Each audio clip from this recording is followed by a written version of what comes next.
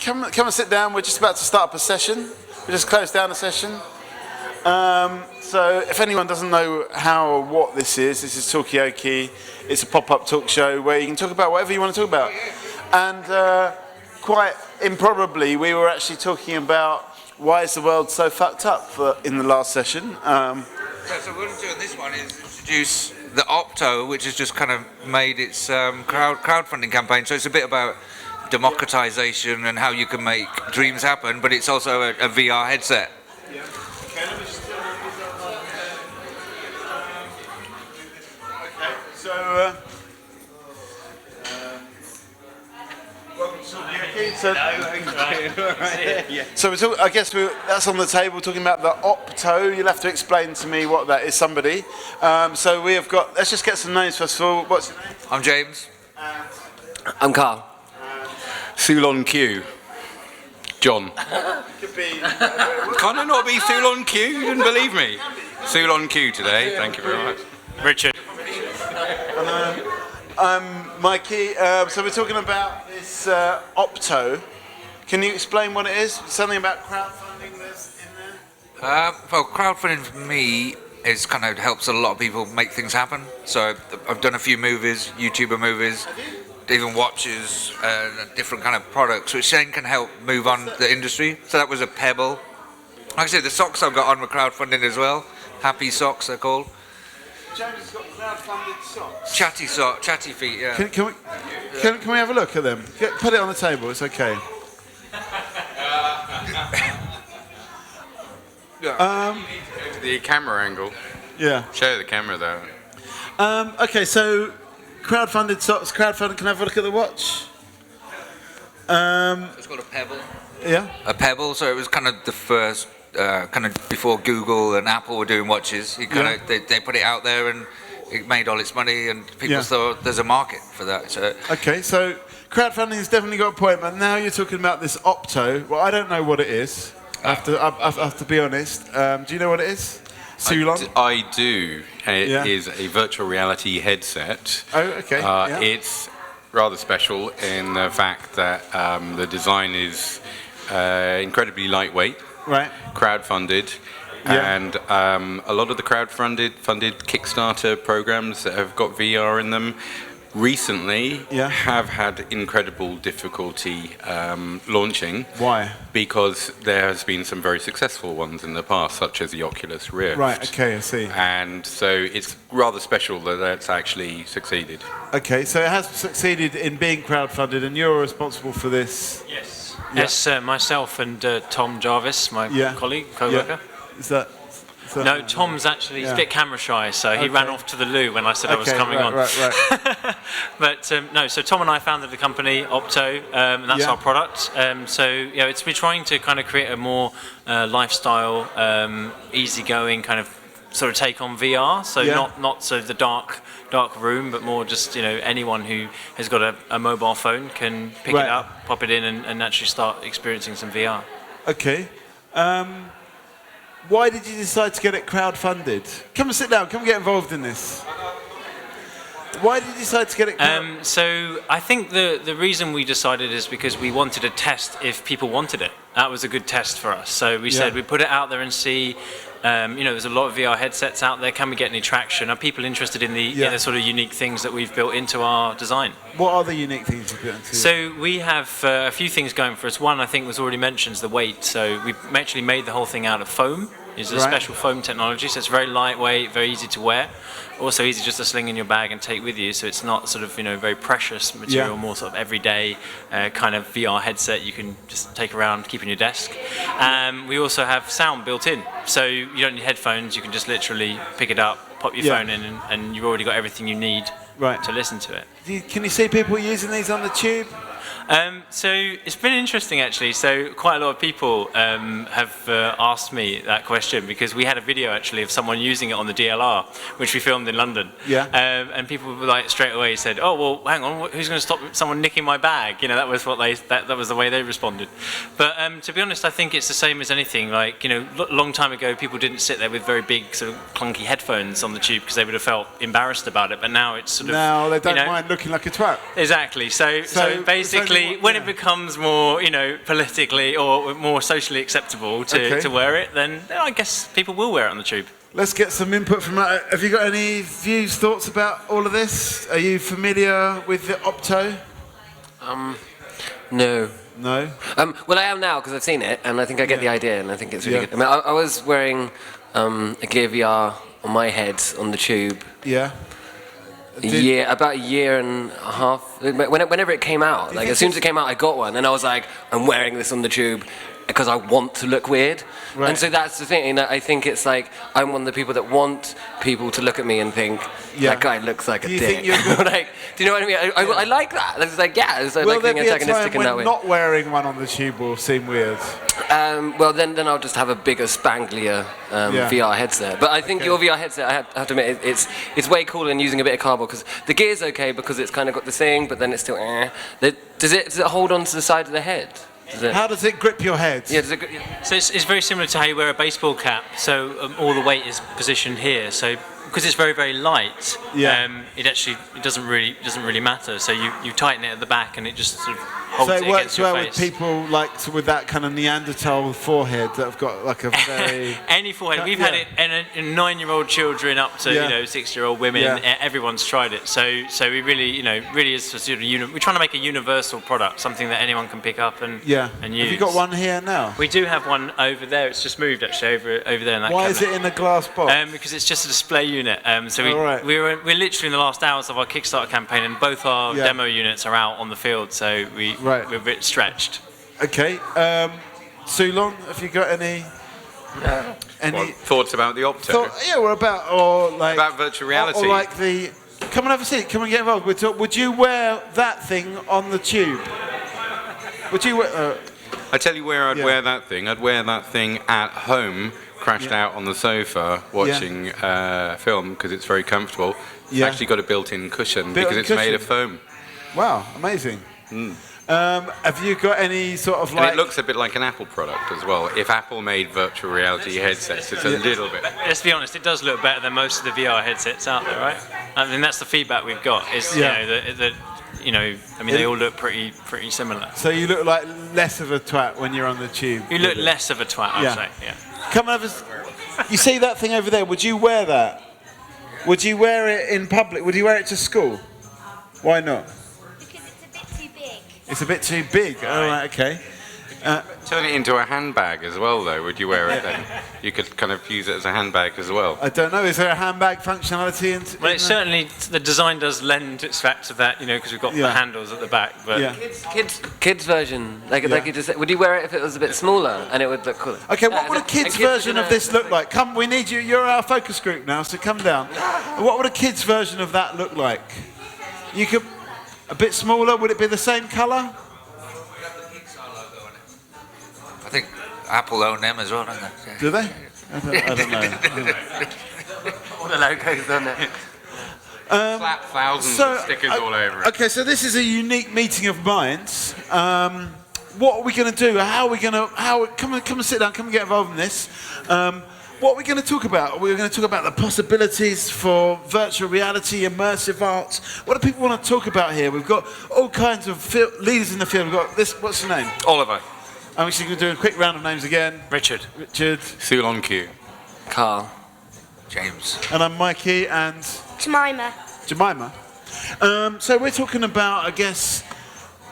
will people be wearing these a lot more in the future? Will it seem a bit odd to go out without one of those? Can I have a suggestion for a talk? Yeah, please. That's the whole point of this. Yeah. I'm really interested in how virtual reality is going to change the construct of human brains over the next century or so, or the next in the future, because how the internet has changed our brains. Has the internet changed our brains? Yeah, definitely. Because I mean, now you're more likely to know where information is stored rather than the information itself. So, you can go to Google and you could search for it. So your brain has changed. You're more thinking about where to get things than what the things are. I don't know about how it might change your brain. I can't really talk very well about that. But what I can say is that the different uses for it, what we've had is that I mean, I've got a couple of young kids, And I think they won't really know much about. They'll be saying, "Dad, do you remember? Can you show me one of those funny flat pictures that you've got, from when I was young?" Because I think they're all going to have 360. It's going to be they're all going to have 360 cameras. It's going to be everywhere. It's going to be everywhere. So photography, I think, is a big area which is changing. And if everyone's looking, expecting to always look around at every, 3D image or a 360 image, I think that's got to change something in your perception. Okay, it's going to change your brain. Have you been on the internet, Jemima? I usually read a lot, but I don't usually go on the internet because... Okay. Are you worried about it changing your brain? No. Okay. What's your name? Eloise. Eloise, have you been on the internet? Okay. What about yourself? Have you been on the internet? I have been on the internet, yes. Did it change your brain? Well, you can't... Come and have a seat. You can't say that. I can't say it changed my brain, but... Yeah. People, sociologists measuring society can tell whether it has. As an individual, you can't tell whether it's changed your brain. Yeah. But where it goes in the future, the technology, all these big clunky headsets are gonna. That's going to be funny and archaic, and people are going to snigger when they see it. A bit like one of those it'll be a contact lens and an earbud, and that'll be so. The design we've got here it's nice and it's a first stage, but it's you need to kind of step beyond that and say how would we interact with a digital world, as opposed to 360, because that's just the current gimmick. This will just turn into like something the size of a contact lens. We've got flexible screen. Well, they've just developing flexible screens. So once you've miniaturized it and it'll have some kind of broadcast and receiving technology, it'll just be a contact lens. Okay. So we've got a new face to the table. What's your name? My name's Alex. I'm a congratulations on the. Matching. I'm not match your hair, mate. So we got Carl, we got Sul on queue. We did have James, he's gone now. Richard, Oliver, is that right? And Eloise and Jemima and Mikey. At the moment we're talking about this idea that technology is actually changing our brains. The internet's already changed our brain, apparently, according to Carl. But it hasn't changed Jemima's brain because she doesn't... She came into it. It's like we were born with shoes, and so we walk with our heel first rather than our toes first. Right. So shoes have changed our brains, but because as soon as we started walking, we were given shoes. So we walk like that. But then they were born with the internet, and they've had the internet from very, very young. I guess they've been using it very young. So they don't know otherwise. Same with phones as well, right? You can't say it's changed my brain, because you can't go outside yourself and say, oh look, I was like that yesterday, because you don't know. But it just has. I reckon mobile phones have changed the way that people, adaptability of the thumbs and all that kind of stuff. All our thumbs have adapted, or maybe our memory cells are more adapted, being able to use our thumbs. Okay, so we've got more nerve endings in our thumbs, maybe. We're evolving with technology. But what's going to happen? Because technology, of course, is there to enhance human evolution. Well, ideally, obviously, not always. But if you look at Aborigine cultures, they have a lot of instincts.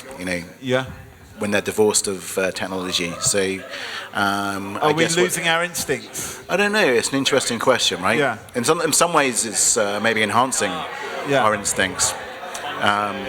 Okay, what's the point of just evolving with technology and just becoming more like we've got bigger thumbs and we know how to access information, but are we just turning into machines that really have got no reason to exist? Whereas the Aborigine in their primal landscape can just sense the movement of animals and the rocks. What's that? Their life expectancy is 30. Okay. Is that authentic existence? I think define authentic. I don't know. Just because you're enhancing yourself. I like my central heating, and I like water to come out of a tap that's clean. That the Aboriginals don't. Has that changed your brain? Yes, it has. I've evolved to. I've got high energy food. I don't have to hunt. Thank God. I can spend my time drawing. Okay. Do you mean more the sort of tactile thing, though? Is that what you're referring to? So everything is a little bit hands off now, and you don't really have so many physical things. Picking up on what Alex is saying, it's like what's the point of all this evolving technology and all this kind of in touchness and changing our brains and what's the final point of it in a way? Is it just like we're going to merge into some kind of technological network like the Matrix? Well, technology is really anything where the brain has actually extended itself outside of itself. So it's in a way it's an expression of some kind of. Yeah. So a crow, when a crow uses a stick to get a grub out of a tree, it's using a tool, and it's its own brain using an extension of the outside world. Do you think the crows are having a similar conversation as we are right now about whether using those sticks is actually changing them? I think do they teach it? They must teach it to each other. They can learn. They do learn from other crows. Yeah. And they recognise expressions now, and they can tell that there was a. On Radio 4, they can tell trustworthiness in other crows and stuff, and they can sense if there's a devious crow. So if you had a crow that was, on one side of the world and a crow was on the other, and they'd evolved at completely different times, do you think they would have both evolved the stick thing, or if the other ones hadn't told them about it? There is a theory that there's certain technological evolutions happen at about the same time in different places around the world. I can't remember what it is. It's it's chainmail or the printing press or something. They kind of evolved separately. Yeah. But I think because And it's the same for crows as well. Well, yeah, there'll be some crows sitting in the middle of a chat thing saying the stick's just ruining our beak control. Yeah. Well, I'm not actually. To be honest, I'm being neutral. I'm just trying to foster a conversation here. But technology is changing. We're evolving with technology. It's changing our brains. But what's the point of it? Are we just like crows? Are we just like crows? With the sticks, and have the crows got the same existential problems as us? What is the point of this technology? What's your name? My name's Louis. I am the founder and festival director of Sci Fi London Film Festival. Festival. Let's give him a round of applause for that. Gratuitous. And exactly, gratuitous. And I am on brand somewhere. I do have, there we are, festival t-shirt on. And hello, welcome to our first Hackstock. Yeah, something that Oliver said is that basically it's all going to be contact lenses. There won't be any. Could you do a Sci-Fi London with just contact lenses? No. It would be horrible. In fact, we showed a film 2 years ago, which was all about contact lenses as the recording devices, called channeling. And basically, you'd have your contact lens attached, connected to a YouTube's kind of service, and then you'd just basically be broadcasting live. Right. And the film evolved around this guy who stole supercars. Right. And that was his channel. He went round finding supercars and nicked them and then went for joyrides in them. Yeah. And he had, 250,000 viewers and all this kind of stuff. It's a great idea, but who wants to see my life, broadcast all the time? And what will happen to this? What will happen to Talkaoke? Well, this is what I'm wondering. This is actually a future planning session. If it's all done through contact lenses, will people actually need to meet each other, or will they just dial in on their contact lenses? How is it going to work?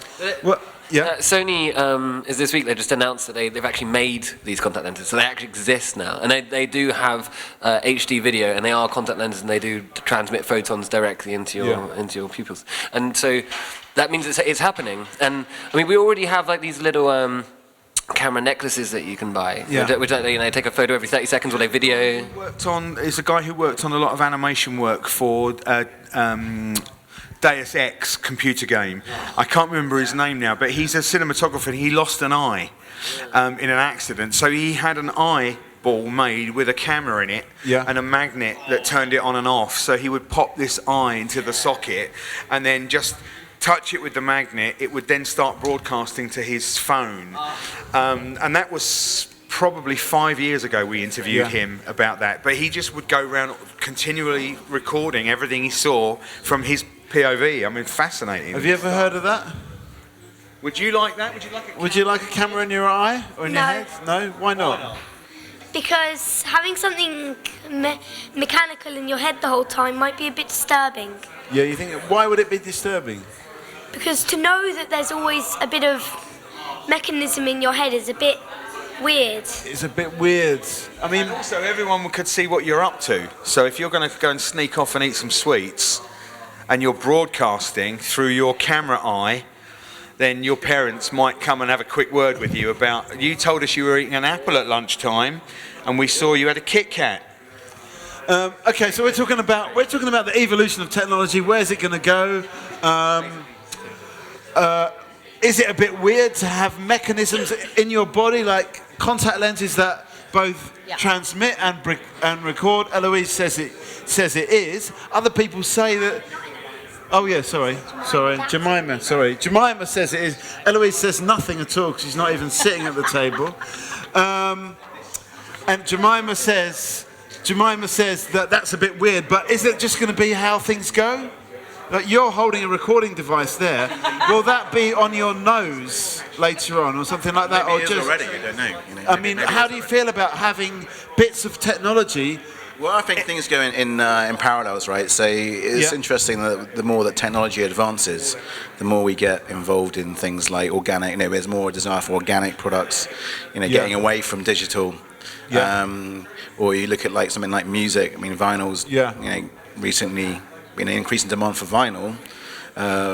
To counteract the fact that people want, maybe a warmer experience, or like with a film, people want to. I mean, Star Wars went back to the original film recently because people want the warmer experience. So, one of the cinemas we're at. Mike, one of the cinemas we're at Stratford Picture House. They just did a run of Batman vs Superman, and they had a digital 3D print, and they also had a 35mm print. They'd done a special run of 35mm versions of the film, and they had no end of complaints from people coming out and saying it looks a bit blurry and it's a bit washed out, and they just couldn't, because the generation that went to see that film are not used to seeing that technology.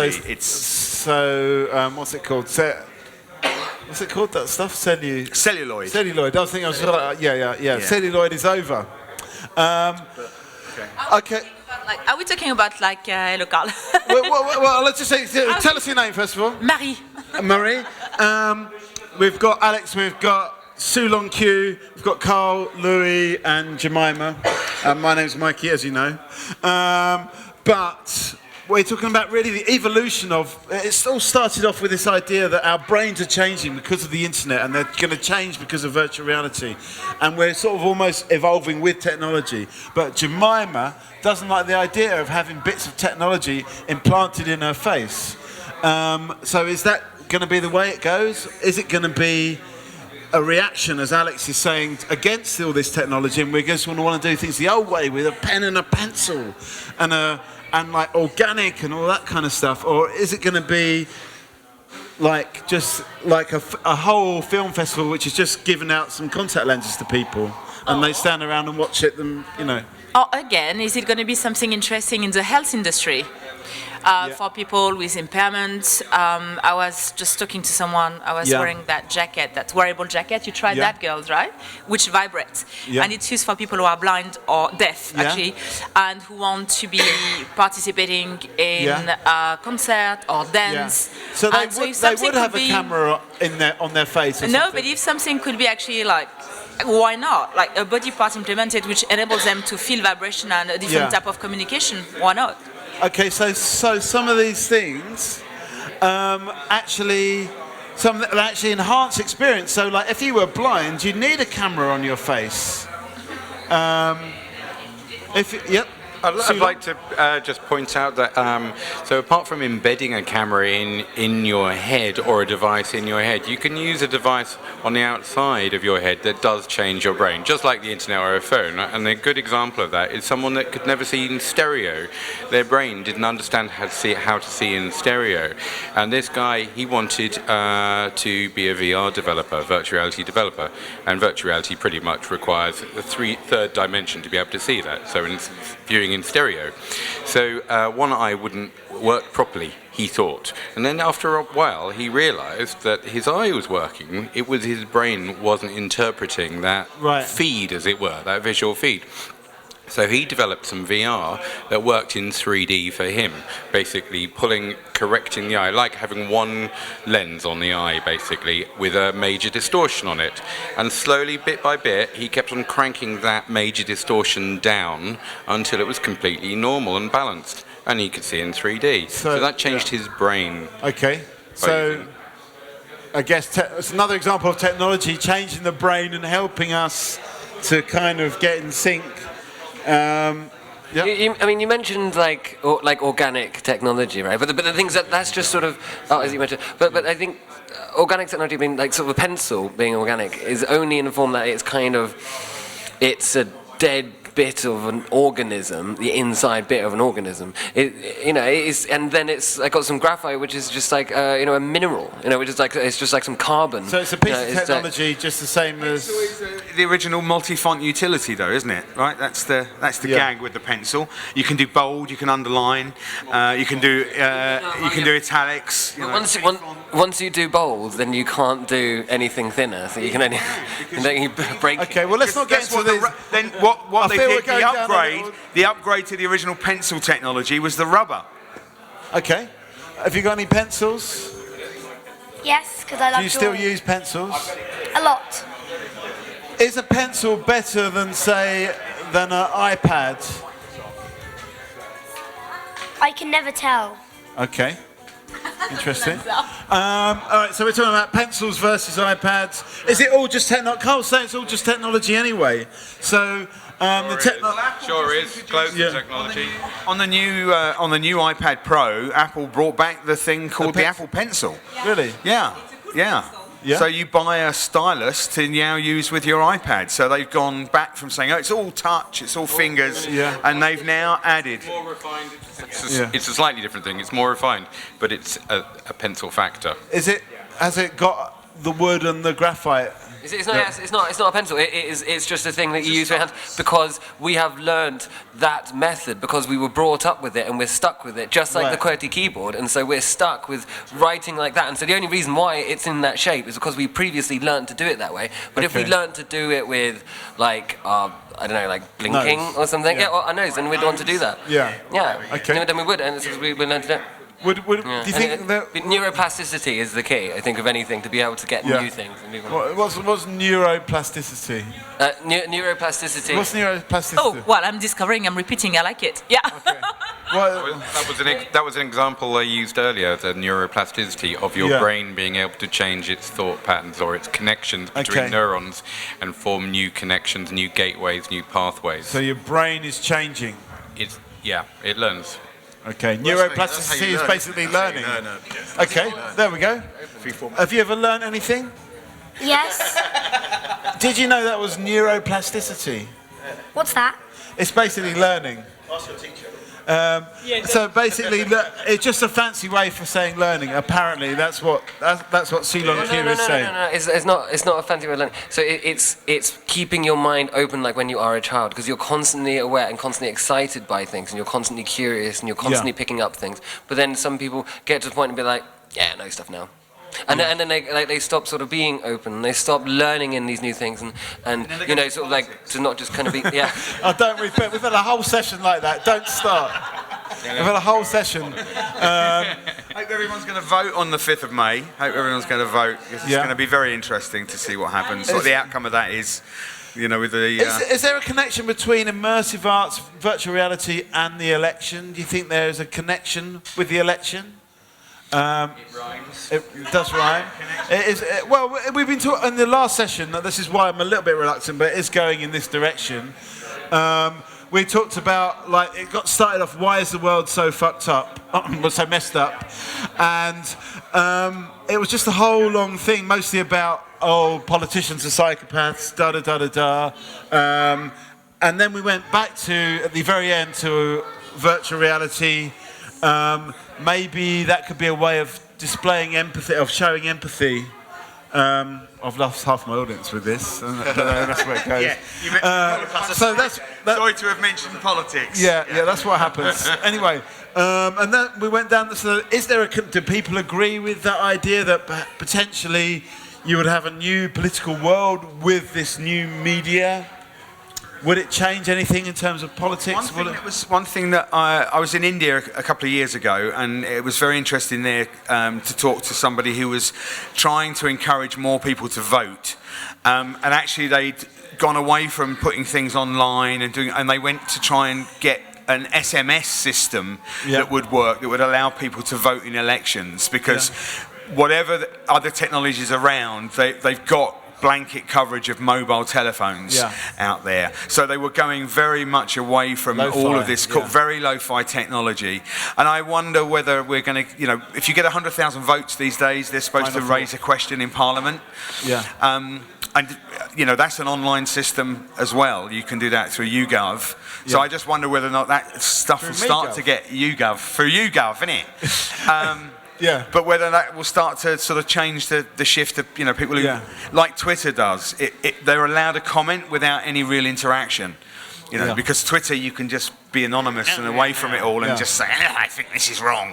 Anyway, we're going to get a final thought from Alex. Oh, final thought from me. Well, it's a very interesting question. I mean, we're in the heartland of progression, I would say, in London, and we're in a place called the Trampery, which is, you know, taking things forward on digital technology. And I think the amazing thing is that we're embracing new technology. I guess for me, it's more like the fact that, you know, people always want something other than what they have as their everyday experience. So, you know, as much as digital technology becomes like the new thing, when it becomes normal, people go to its origins. I mean, and so the irony is that things that are organic are kind of the sort of you know, the escapism, the escapism of going to something. The new technology of the past. Yeah. Well, there's that man over there, Louis, that showed me a phone that had been invented recently. That was you know, a downgrade of a smartphone. It was, you know, the dumb phone that was like the next big thing. And Louis showed me that. I remember you showed me that. So I mean, people are, as much as technology advances, it also. I think the fact is, are we going to evolve in line with technology? If we don't evolve in line with technology, then we're not going to have the capacity to deal with it. And you know, and then it comes a question whether it's harmonising our life or actually, you know, in some ways affecting our life in detrimental ways. Stagnating us in a way. Stagnating ways. I mean, there's a lot of stuff about, you know, social media networks and how you know, it causes depression. And there's no social interaction in that. So there's going to come a point, a melting point where people. Is it an enabler or an obstacle? What was the question? I just want a final thought from you. Say something profound. Give us something in. Anything you've heard? I'll quote Arthur C. Clarke because he said that soon science will be indistinguishable from magic, and I think we're at that. You know, we're almost beyond that point now because there are so many people out there who've got things in their pockets that they have no idea how they work, but they do magic. You know, they can tweet, they can connect to remote servers, they can book taxis, order food, you know, but yet they've got no idea what that technology is doing, and when it breaks they have no idea how to fix it. It's, you know, I think we're at that point now, and it's, I think, going to get more interesting as more people start to experience VR and they start getting things and it becomes ubiquitous. You know, we'll be living with a lot of people who are enjoying some great fun stuff with technology, and yet it might just as well be magic. Okay, so technology becomes magic. I mean, Well, ephemeralization is the term of technology essentially getting smaller and smaller and being able to do more with less. So that as it goes on, you can do more and more. You think about how your phone, it's just a little block. It's like a brick. Somebody from like 100 years ago, but like, what's that? Tile than a brick. I would say. Yeah, well, like a tile. It used to be like a brick. Yeah, it's like a bathroom tile. But it does everything. It does like telepathic communication, and it does all of these amazing things. And so really, like where everything's going to go is that we're going to get out into space at some point, right? We're probably not going to get to see it, unfortunately, in our lifetimes. We might do. We're going to get to see maybe Mars. Through virtual reality we will experience it. It's a way for us, because virtuality is going to be on the internet, it's going to be a way for us to be able to interconnect our consciousnesses into a place that's put together, that's completely created by humans. And so it allows us to share experiences in mind space, you know, and that's completely in mind space. And I guess where we're going to eventually go with humans and technology is we're going to create gods in the form of AI, and then we'll end up merging with it, with our own consciousnesses by uploading onto whatever, you know, being able to like share our mind space. And then we'll go out and meet other species and gods from other planets. And so it's just that's kind of a way to go. You can see that's going to happen. And so it's like, what do you want to do on the steps before then?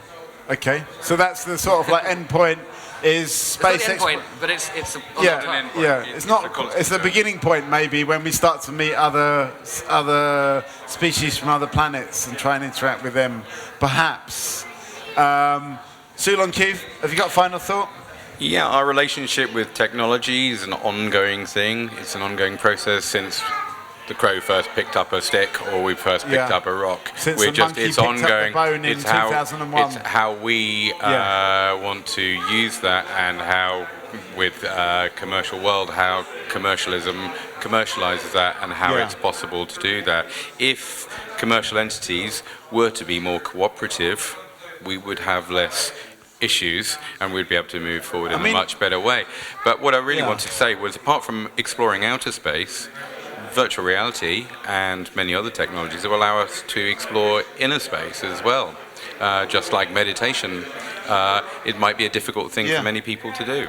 I mean, it's interesting. We had someone earlier on who has got a mind training application which is used for people suffering from post-traumatic stress and anxiety, which is all about tapping into the basic brain waves and changing the virtual scenery to match that.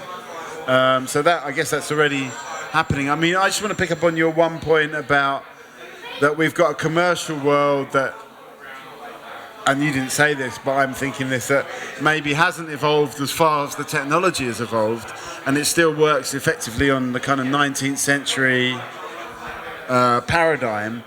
Can the commercial world actually move up to speed and catch up? Because we've had a lot of criticism about how the world works in terms of money, corporations, people making profit. Is that also part of this technological evolution, the technology of money and companies and stuff like that?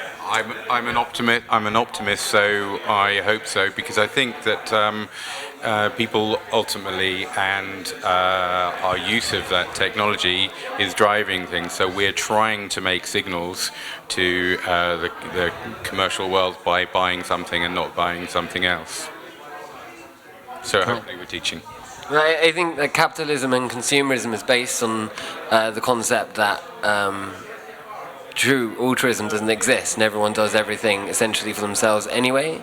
And so it relies on the fact of people are going to be greedy, or they're going to want more for themselves or for their own tribe. But I think we're getting to a point now of I guess, like, of enlightenment, where everyone is kind of more onto this level of not needing to be like that, and we're kind of going back to more of our tribalistic roots of everyone sort of being in one group and one tribe, and for the whole world. And I think it's once we realise that fact, we can start making more philosophical, economic ideas. You know, like national basic income is definitely a window on the way to that journey. Yeah.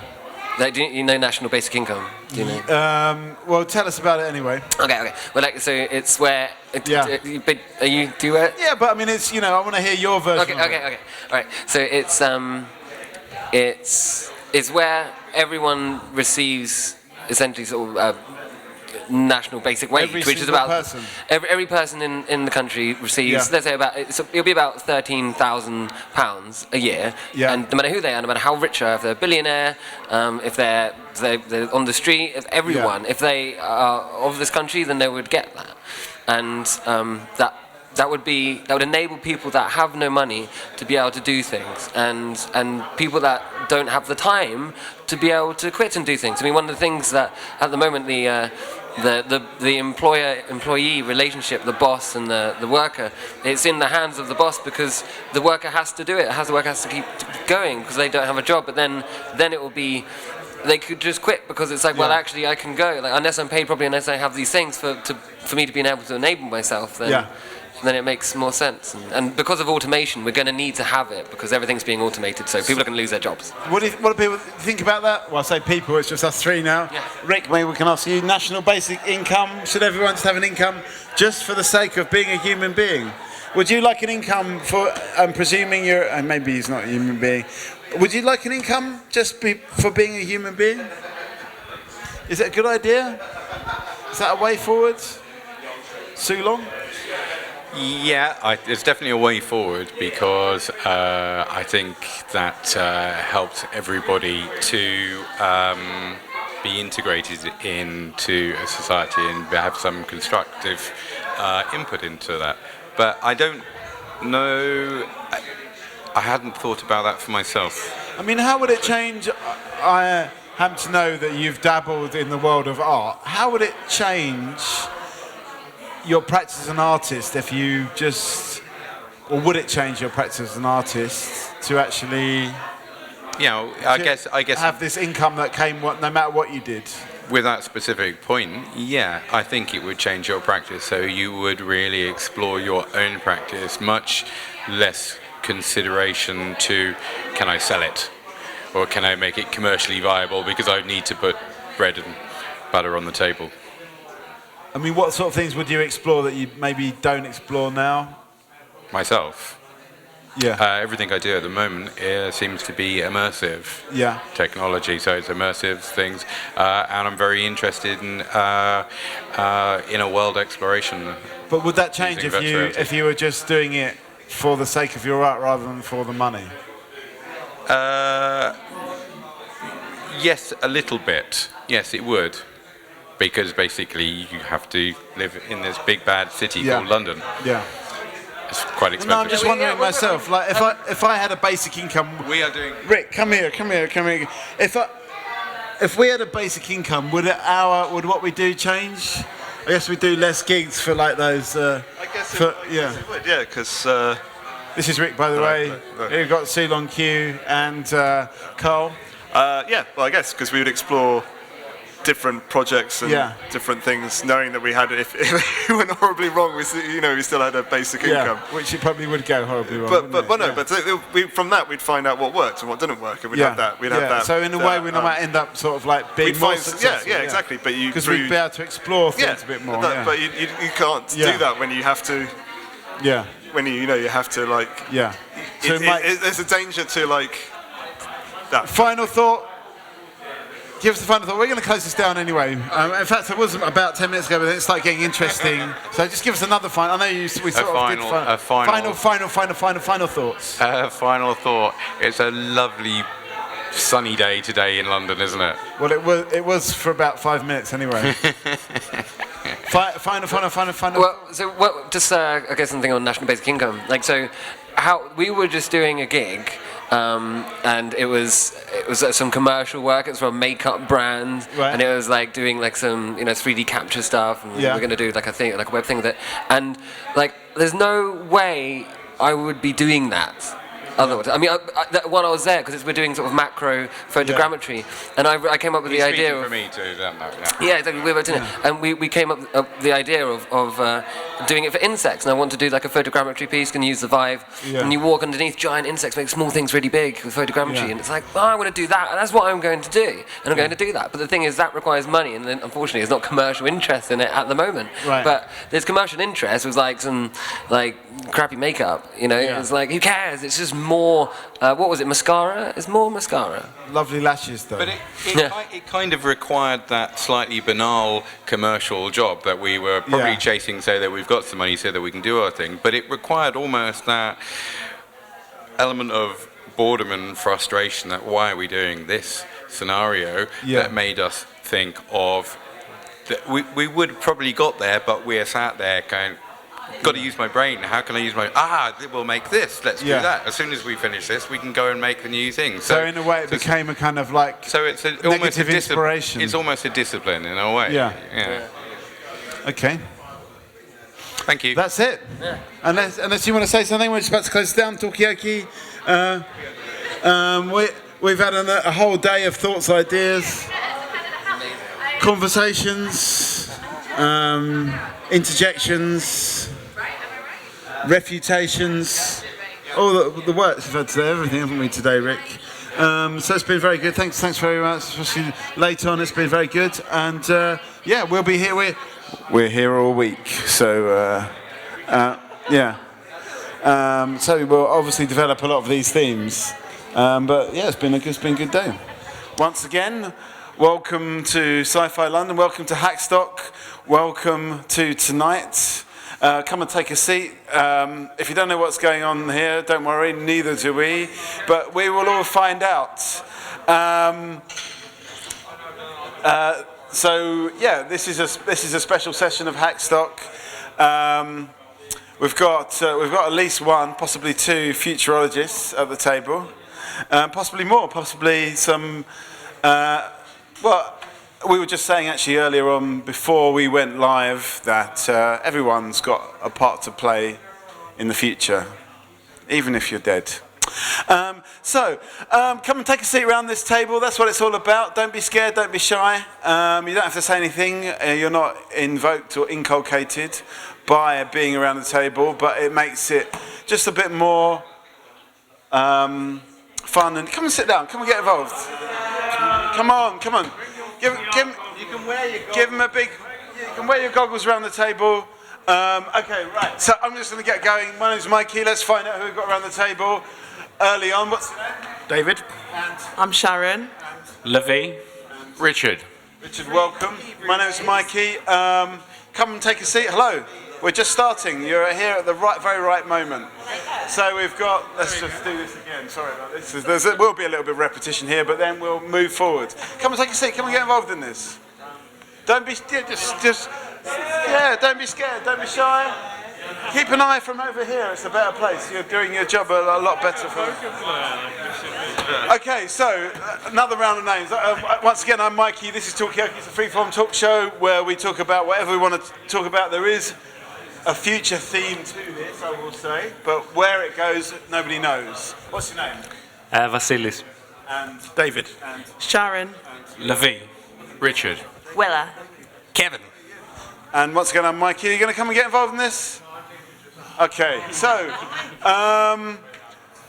I believe, Richard, you're sort of shaping up to get this going. So do you want to say a few introductory words and remarks, and then we'll go from there? How I met Lavi, who, by the way, I saw you were recently described as the next Philip K. Dick, which is a nice thing to hear. Yeah. Respect. Is that a compliment? We met a couple of years ago, and we had you probably don't remember it like I remember it, but I seem to remember we had a brief discussion about what the word future meant for the purpose of writing, and you said when things start to get really weird, I think. Yeah. And then we get into this thing of it's already so flippin' weird, which is William Gibson writing about now, but the present's so weird that what the hell do you write about if you write about science fiction? Yeah. I don't know, that's sort of my sort of starter thing.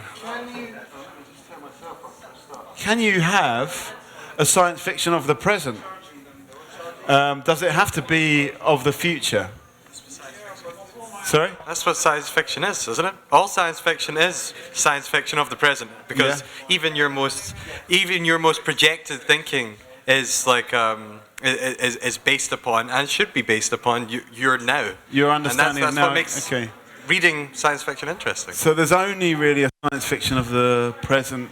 Any thoughts on that? Or I think there's a lot of truth in that. I think I mean, you can obviously write about things that don't exist, but fundamentally you're projecting hopes and concerns that are current, in my view. But I'm not a science fiction writer, I write other stuff. So again, maybe you should ask some others on that one. But I think there's a heck of a lot in that. And it's very difficult not to do that, because our natural inclination is to extrapolate recent experience to some extent.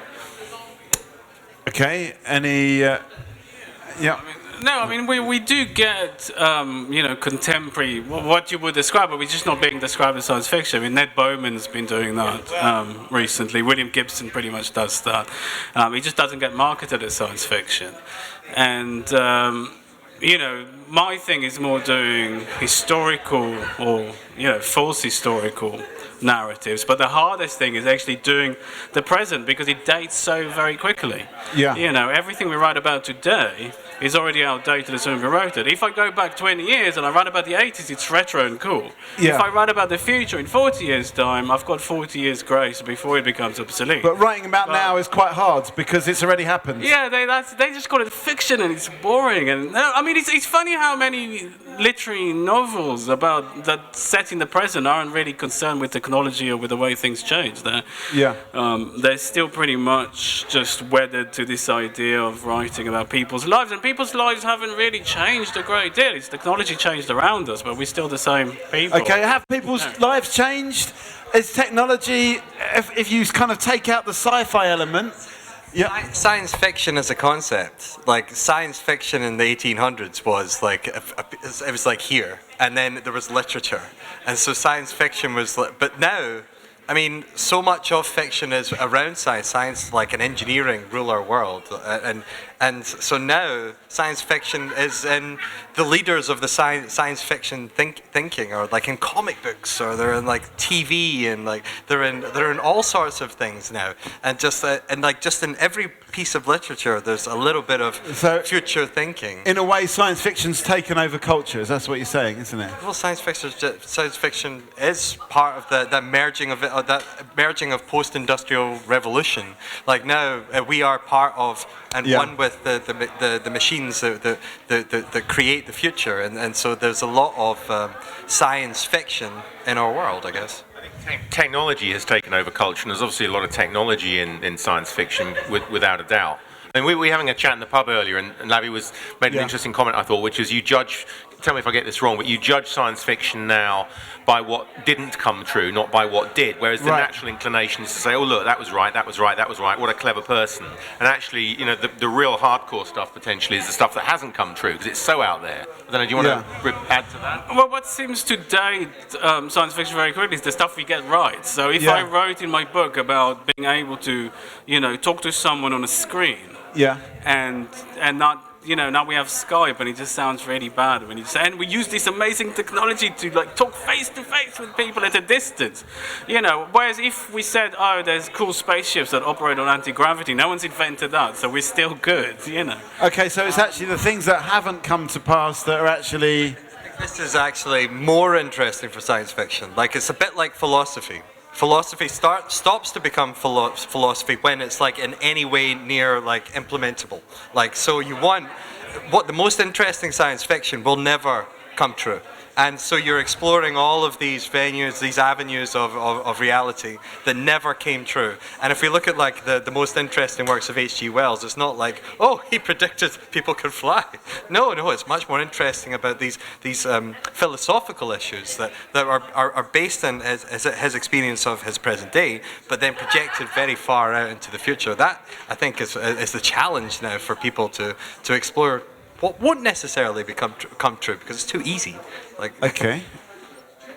Is it easy, or is it just a little bit kind of awkward? Because I get the sense from you, it's kind of awkward when you predict something, but it's a bit different to actually how it's predicted, but kind of in the ballpark, and then it just seems, it's like, that's, you know, that. Whereas like something really out of outlandish. Well, things which are outlandish, I think the truly challenging things would be things that would be un-PC. Right. So if we, who's the guy that did Brave New World? So George Orwell? So no, I was Huxley. Huxley. So still very, very. I mean, if you're gonna tinker with the genome, and you're going to say like this is the right way to be a human.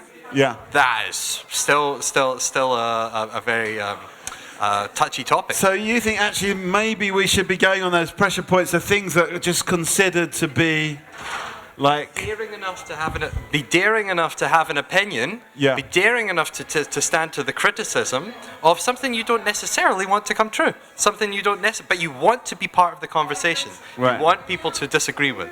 Okay, so we're talking about science fiction, I guess, and in a way, where the conversation goes. Well, so maybe science fiction in the near future is actually more political conversation, and so what Kevin's talking about is political conversation in a world that doesn't exist. But if you take something like Black Mirror, which is very near future, was still great. It still had a conversation there, whether it was science fiction or science fact, I don't know. Okay, so what I'm picking, I don't know, you see there's two sort of like projections here. One is like this outlandish, crazy world, and the other one is that sort of like very near, almost tangible, but slightly science fiction-y thing. I think there's one connection that we seem to be very interested in, dystopian science fiction, which wasn't true necessarily 20, 30 years ago, but You think we've got more? There seems to be an awful lot more. I'm counting in computer games as well as books and films, but there seems to be a lot more that specifically focus on the dystopian, things going wrong. Why would you say that is? Well, I'm assuming, like everyone else, that it's a reflection of now and people predicting, probably environmental failure, that things will go further wrong and that we've gone past this point where we can recover. And so we keep on looking at things have broken down, things have gone wrong. So we're almost into a kind of trajectory of doom, so to speak. Again, probably just I think that this doom scenario is just reflecting popular culture now, because like the most interesting thing to pop, the easiest escape clause of media is just to like plot like this dooming reality of like terrorism or this or that blowing up, and if you kind of project that forward, you can come to natural conclusions. And I think it's far harder to think of utopian realities or utopian realities which are not utopian. Like so like kind of like a quasi-utopian reality. Yeah, like a utopian to someone's opinion that you might not agree with. So it's almost like a sort of like you know, like a reductio ad absurdum argument of actually like expounding out somebody's kind of dodgy utopia and making it seem really dodgy. I think there is no such thing as utopia. Every utopia is a dystopia in reality. So everyone's utopia is somebody else's dystopia. Yes, exactly. So it doesn't really exist, in my opinion. Utopia. That's why it's we hear more about dystopic scenarios in the future and all the literature, films. Is dystopia easier than utopia then, in that sense? Yes, it is. It is closer to what we live, I think, and what we experience all these years. Okay. So we're more familiar with a dystopian environment then. All right, well, I have to ask the question, why? Why is dystopia easier than utopia? Because it's more honest. Like, human beings naturally are flawed. So to pretend that we're not... It's a hard sell. To pretend that we don't have any flaws, it just... Ultimately, it's always going to break down. Utopia is quite boring, though, isn't it? Yeah. Yeah. Like I mean, unless you're particularly gifted with Star Trek. Yeah. Star Trek is only ever interesting. It's never interesting when they're swanning around and they're just living a nice life. Yeah. It's having only fun ever on the holodeck. Yeah. It's only ever interesting when they encounter. Oh my God! Look at these people. They're not as civilized as us. Yeah. and if you actually project that reality forward, it's totally crazy. So in a way, I guess the Star Trek thing is like we're utopian, but how do we deal with this difference that's not part of our utopia in a way? Well, what I always thought, like Star Trek is pretty crazy because like in this reality where they have like who are these people that how many of this world exists that they send off these crazed space explorers with such a remit to just reach out to whole new worlds? Like would that happen now? Would that I saw that Elon Musk is saying that he's going to by 2018 go to Mars, which would be absolutely insane. And what I was half expecting was that I was half expecting for them to say, actually, we've developed a warp drive. We've developed a warp drive. Yeah. We got it from this other alien race, and we've elected Elon, the representative of your race. And if that happened, actually, I'd be like, fair play. Let me just put a call out. This is Talkaoke. Come and have a seat around the table at the moment. We're talking about futures, present, science fiction. We're dissing dystopia because it's too easy. But then again, utopia is too boring. So that's where we are right now. Just going to quickly get your name. Gemma. I'm not going to bother with him because he's not looking in the right direction. So that's a bit binary for me. I mean, I think it gets interesting when you have both at the same time. So you've got dystopia right next to utopia, and you get that in London right now, and it's Dickens, isn't it? It's best of times, worst of times. That's really interesting. I think that's possibly in reality where we're going. Right. You know, we're gonna really divide by into two different sort of sections of society, and I suppose that takes you into dystopia again. Ultimately, I don't know. Okay, so almost a kind, and the way Star Trek is like that, because you got your utopia, then you got your dystopia, just on the planet that they happen to be orbiting. There's a conjunction, there's a kind of montage of dystopia and utopia. Maybe that's London today as well. Let me get these other faces. I might just get a whole round of names, actually. What's your name? Julian. And? Jake. And what? And again? Gemma. And? Vasilis. David. Sharon. Levi. Richard. Willa. Kevin. And I'm Mikey. This is the Future Talk. Come and join in. I know you look very comfortable there. But then again, you could be less comfortable here and more involved. And we need some more chairs. Can someone get some more chairs? Because we may run out of chairs. What were you going to say, Gemma? Well, the thing I was thinking was the fact that we're talking about a stratified society, but to a certain extent, this is the closest we've come at any point, probably since the Bronze Age, to a society that has some element of possible social. And we have a huge lack of social mobility, but at the same time, it's possible the fact that somebody who is born in abject poverty on a council estate in the worst part of England does actually have could become a Tory MP. Sadly, yes, but at the same time, but that possibility is there. Is the access to the knowledge, access to the information, in a way, the fact that there's parts of my family tree that were born with a silver spoon up their ass, and there are parts of my family that were born in abject poverty, and there was no way for them to learn for the ones in poverty to learn multiple languages, to travel, to access to even the most basic of information. Whereas, obviously, the best of information was given to the best of the people. And I think, I'm not saying the fact that there's anything necessarily good about there's lots of equality issues in our world, but I think even if we did go back to a stratification, maybe it wouldn't potentially be as bad, maybe it wouldn't be as bad as it has been in the past in, say, feudal eras. Okay. I mean, this is really interesting to me, because I agree. First of all, doom and gloom is in the ascendant, and dystopia is popular. But if you look at almost any measure that matters for vast amounts of the planet, you look at extreme poverty, literacy, infant mortality, wars. It's almost never been better, really. But we just don't see that. We focus on these tiny little things, and I kind of wonder, well, why is that? Is there something underlying that? Okay, why are we on this downer all the time? No, I mean, you're kind of skewing the data a little bit, because we're also in the one era that we have almost unlimited energy and resources, which we're very quickly consuming through. So we are kind of in the golden age of human existence. What do we do in 100 years' time when we've run out of oil and just about anything usable? And that's kind of the challenge that we're facing in terms of, and it's in your book, we say about how we need to envision the future we want, right? And how do we actually go about it? I mean, that's something I struggled with, So in the new book is a very livable future. It's a very golden age future where we have colonized the solar system. We have kind of come through this.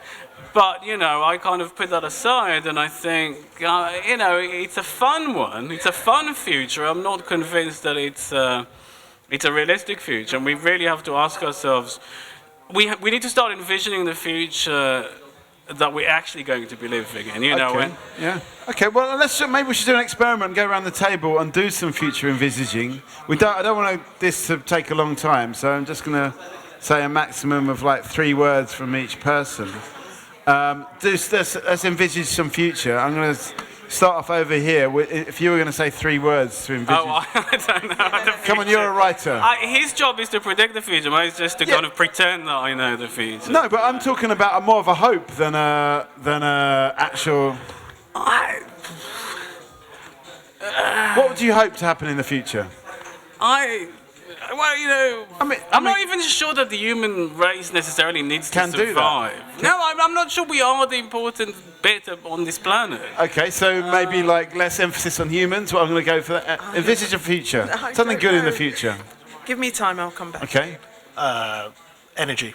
Increase in energy production. Otherwise, more energy, free energy?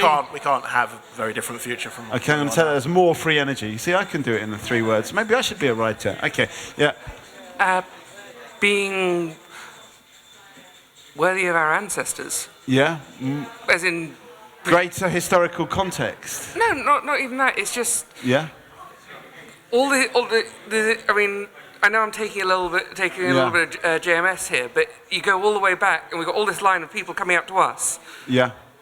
It's our responsibility to do something as amazing as we can and be as wonderful as we can be. Okay, so to basically to me that's like a historical progression, and that's like thinking about all the way back rather than just right now. But anyway, I'm supposed to be moving on quickly with this challenge. England wins the World Cup. I think. Okay. I think that would be number one. Yeah. Definitely. Yeah. Okay. I think connectivity between people, between devices, information being constantly accessible by everyone, sharing that. Do the England team need more connectivity?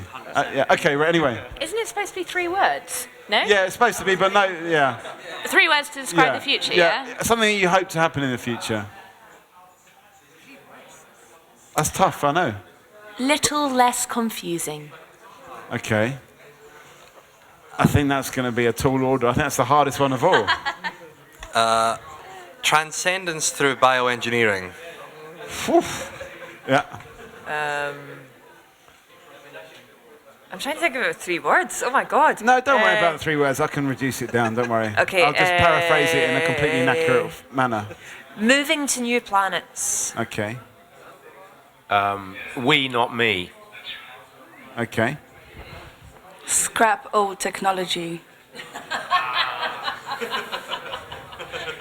I just did mass extinction event. Mass extinction, okay. No future. Knowing what to say, maybe. Okay, right. Okay, so we've got sort of a vision. We've got like a rough sketch. We've done the experiment. We've got a rough sketch of what the future looks like. Although some of the things could be considered contradictory to each other.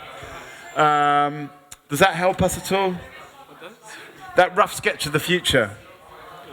Do you think it does? I think it comes back. We've got to decide where we want to go, and we're not having that discussion at the moment. I don't know why, because we're distracted by all these devices, possibly. Yeah. And I mean, just segueing back a bit, one thing I'm fascinated by is this thing of the future being now a bit. And I mean, I know somebody who's just got a new phone, and they're completely blasé about it. And can you imagine if you fell asleep 10 years ago and woke up now, and somebody gave you an iPhone 7? Your eyes would pop out. Yeah. You know, this stuff that's around is unbelievable. And if someone gave me an barely iPhone notice 7 it. now, my eyes would pop out, to be honest. Well, okay, you know what I mean. Yeah. You know, it just sort of seeps into our lives without us even know. You know, an autonomous vehicle will drive down Old Street, and we would barely look at it. Yeah. And it's like, holy cow! Do you not agree? I mean, this is my problem with these stupid cars. You know, the problem isn't having more cars that someone else drives. The problem is having public transport to serve the planet instead of having a massive car. It's such an American way of thinking. We're going to build really cool cars that drive themselves. It doesn't help long term. That doesn't help anyone. Or building electric cars. Have decent global, public transport infrastructure, and What's get wrong ready with the for when automatic cars? because get ready for we said David said free energy. Where is this free energy coming from? What are you going to do in 100 years' time? There's self-driving cars, then no one ever needs to own a car. Why would you own a car when you could just call it and it would come to you and take you where you wanted? So actually there'll be a lot less cars because there'll be much more car sharing.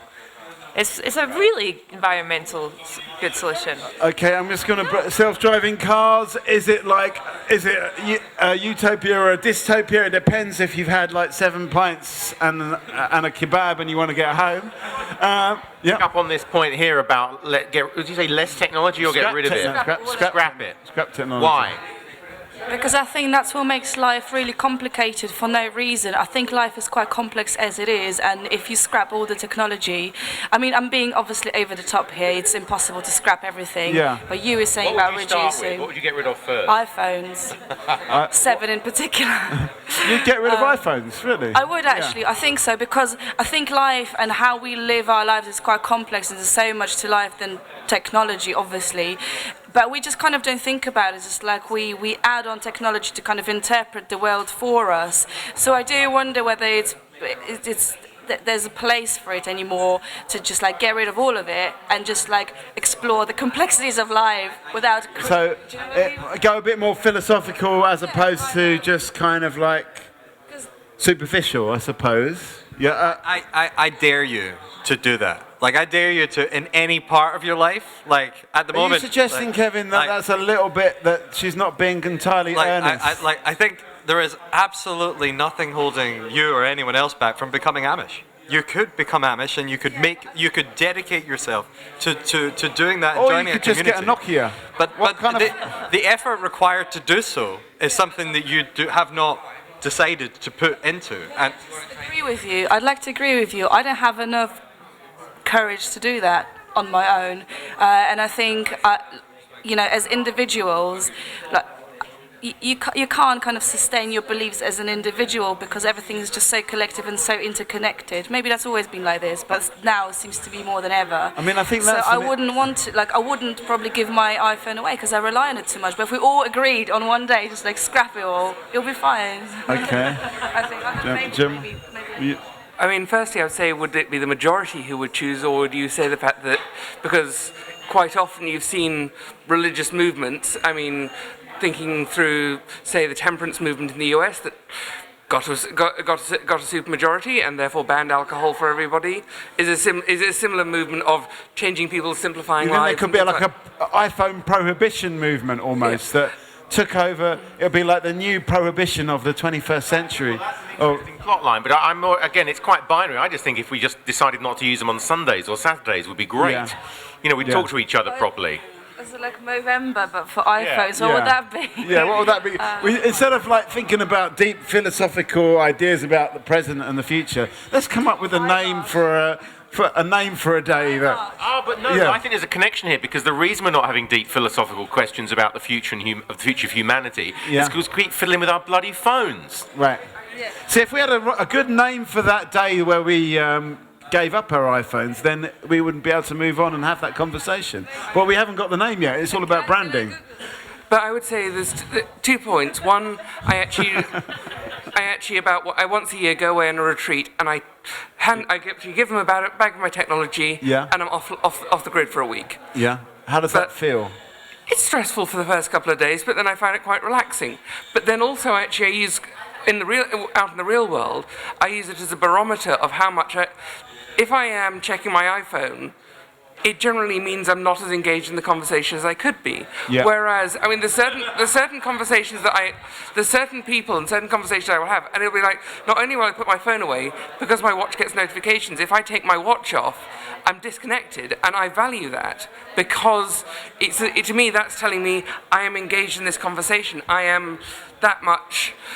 The technology isn't distracting from, it's signifying on the converse, but yeah. Okay, lovely. No, it's a bit of a ridiculous conversation to have because it's very Welcome superficial. To Talkaoke. I mean, phones are not the major technology of the last century. I mean, I don't know how many people here have lived without technology of any sort. Anyone? Nothing. Yeah. Right, I have, so I can talk about it with some. But the most important technology we've had in the last 100 years isn't the iPhone or, whatever. It's the washing machine. It's what's called domestic technology. It's the washing machine, the refrigerator, and the cooker. And it's only when you live without them. Yeah, it's only when you live with them. And actually, one of the people who invented a refrigerator, I only looked it up the other day, was Albert Einstein, who became so concerned by how deadly the early refrigerators were that he left, small things like relativity and so on, and invented a refrigerator that was safer to use, which kind of shows you. How on the list of how important it is. And unless you live without refrigeration, which means food can't be kept fresh. So if you kill a cow, you have to eat that cow the same day. It goes, okay, but you have to grow your own vegetables. And believe me, it's really hard and horrible. And I've done it, and then my neighbours stole all my tomatoes. Why did you do that? Can you tell us a bit more about the story? I've lived without technology several times, but I lived on what you'd call a desert island, I suppose, in the South Pacific for about a year with no electricity or clean water. And I mean, the one effect is for 3 years after, I'm still grateful for hot showers. Every time I'd have a hot shower, I'd be incredibly grateful. But this is fundamental technology. It's being able to freeze food so you can use it later, whether it's meat or, Will iPhones 8 have a refrigerator app? And you do get a mix. You do get that technology coming in. And the thing is, we're all talking, we're talking about, I'm going to give up my iPhone for a week. The difference is technology isn't evenly spread. So, we're talking about the iPhone like it's more important. When most people in other regions of the world, we'll be talking about getting paracetamol that isn't expired, and that's really important, having paracetamol, believe me, or anti-malarial drugs. Okay, yeah. You just said something about living in a desert island, and that reminded me, I don't know if you guys seen that film, The Blue Lagoon. Oh, yeah.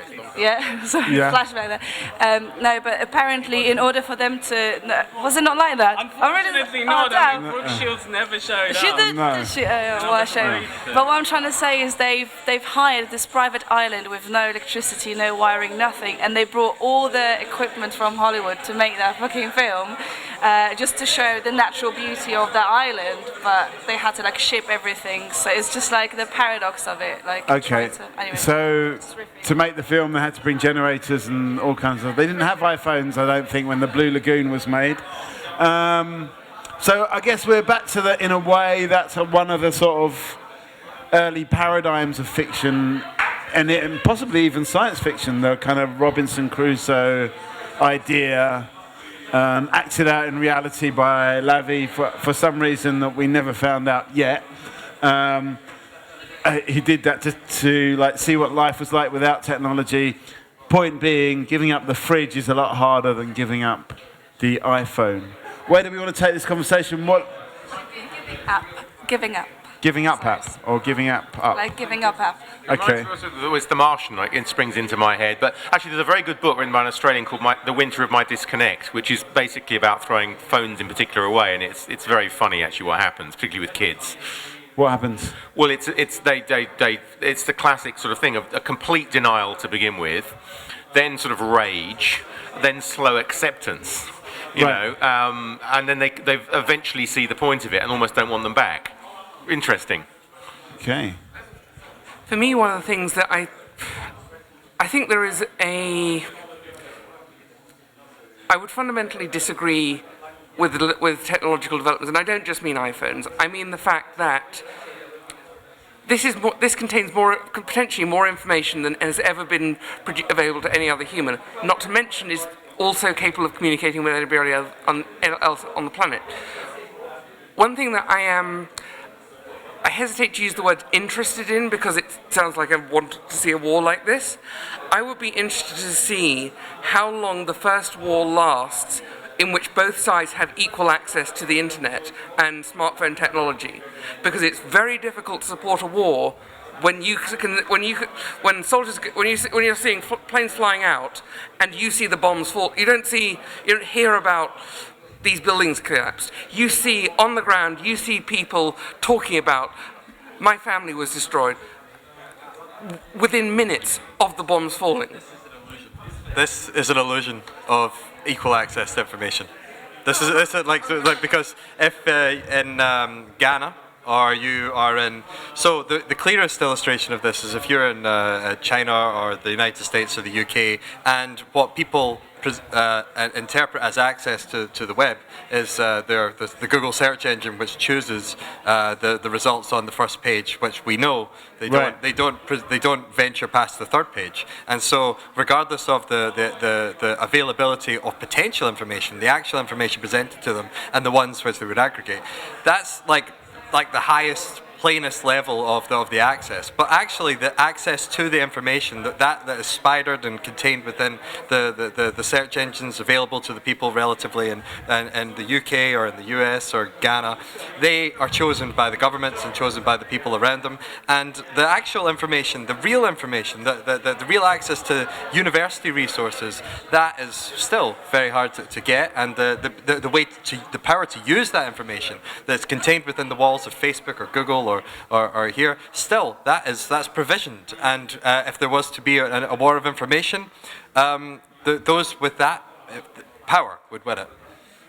So it's about, so I'm just going to paraphrase Kevin, it's about this kind of like the gatekeepers of the information. All the facts are out there, but it's like what side of the Rubik's Cube you show to the individual. And they could, if they were really curious, I guess, go and search out this, this especially empathic data about victims of war. But in reality, they wouldn't. But I think it's also, to a certain extent, when I was specifying a similar level of information access. So I realize the fact that, to a certain extent, Facebook and Google and these information sources can act as barriers, but to a certain extent, there is the access to that information has broadened, and I think, for the most part, and obviously there is obviously subtle variations in the way that Twitter will tweak its stream and Facebook will tweak its stream and Google, but they have kept that to a very low level, because were it to become publicly known the fact that they were significantly altering the information, then they would lose the perceived trust that people have in them, and alternatives would rise up. So they are in a relatively fragile situation, unlike in countries with controlled media. I mean, but to a certain extent, particularly with the resource wars that are going to happen in the mid-21st century, unless we solve some of our problems, we are going to be dealing with democratic liberal regimes in fighting wars against each other over Pacific resources. It won't be us invading Iraq, or it will be two countries fighting over the next oil fields or things like that. And we will see that. Will we see that? Do people agree? Is that...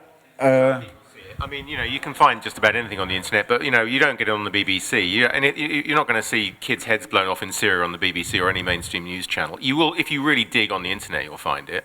Yeah. I mean, I don't think it's even... Is my view. It's not even that much digging that needs to be done. You just probably need to just type into Google kids' heads being blown off in Syria, and you could probably see it. But it's a question of, like, who actually would enter that term into the bar. It's not that. I mean, what difference does it make? I mean, we're in the first time in history where wars are conducted long distance, but, I mean, the human race is obviously perfectly happy to bash each other's heads in face to face. I don't really need. Why watching a video is going to be any different than actually going and doing it.